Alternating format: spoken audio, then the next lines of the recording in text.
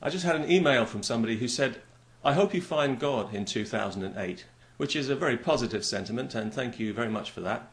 However, I hope you're wrong about it because, well, from what I've heard about God and the way he likes to do things, and particularly the kind of people that he tends to attract, well, all these things have combined to make me hope that he stays as far away from me as humanly or inhumanly possible. We are talking, of course, about the God of the desert, the God of death. And we know that all three desert dogmas are variations on the same death cult.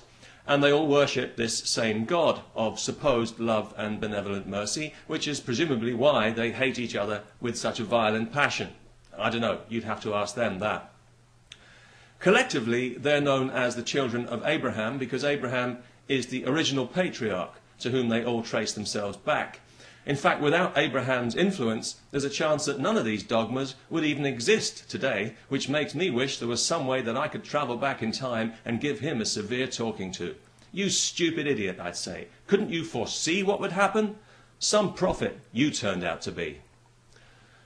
Abraham is the person who originally decided that there would only be one God from here on in. One size fits all, that was his message. And this would have had quite a devastating effect on the God community at the time. All the gods of the rivers and the mountains and the woods and so on, the local, small, specialized gods that had served people so well for generations, they would have suddenly found themselves squeezed out of the picture or forcibly amalgamated into one giant elemental conglomerate with centralized control and narrow moral code and righteous vengeance in its heart. Even to this day, it's a matter of some conjecture whether this was the right direction for the human race to take at that particular time. The debate goes on. Now, appropriately, given the religions that he spawned, Abraham was not particularly noted for his mental stability.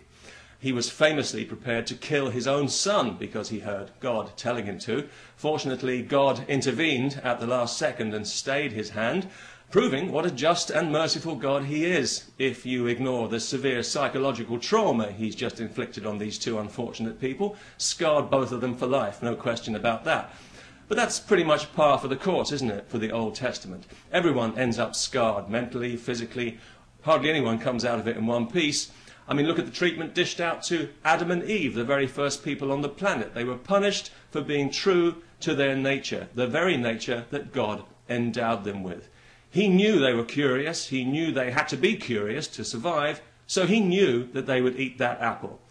You know, a cynical person might start to suspect that God only created us in the first place in order to punish us. Because this is the first lesson we learn in Genesis, that being human is a sin.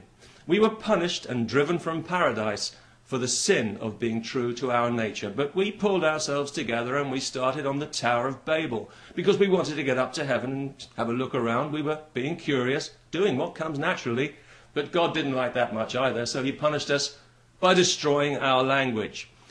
So here we are, we're barely just a few pages into the Bible, and already we've taken two massive body blows from our loving and merciful God. Shortly after this, he floods the entire planet because somebody must have looked at it in the wrong way.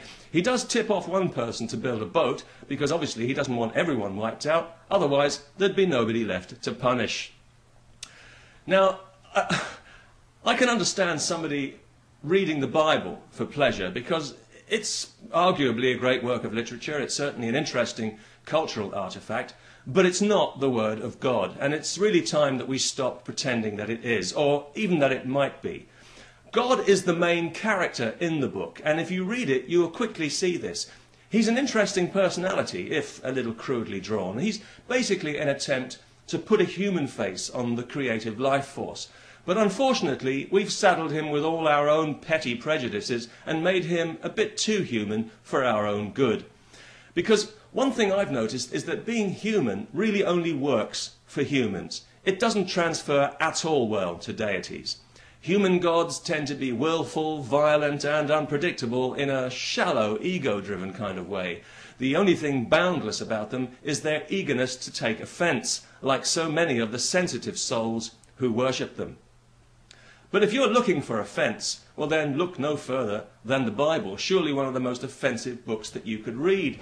unless you believe that adulterers should be killed, or that it's okay to sell your daughter into slavery, or that anyone who works on the Sabbath should be stoned to death on the spot, maybe you're fine with all that, or with the fact that God repeatedly advocates mass murder. Granted, he doesn't specifically mention cluster bombs and cruise missiles, but no doubt this is where the fine art of biblical interpretation comes in. This guy's got a track record that would make Saddam look like Gandhi. In Deuteronomy 13, according to God, if you hear of a city where another god is worshipped, you must kill everybody in that city, men, women, children, babies, even cattle, and then you must burn that city to the ground.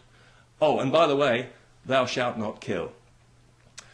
So I hope you can see why it is that I have trouble embracing this God of the desert, this God of death that you seem to be so fond of.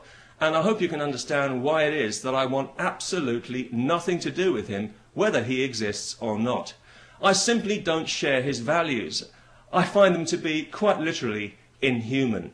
So I really don't care what he's got to say about anything. And if he came clumping down from heaven right now in a big pair of hobnail boots, waving the book of Judges in my face, I'd simply tell him what I tell every other evangelizing prick I meet. No thanks, I'm not interested in your phony salvation. I prefer damnation. Now piss off, I've got some sinning to do. Peace, if that's not too blasphemous. Wouldn't want to hurt anybody's precious feelings.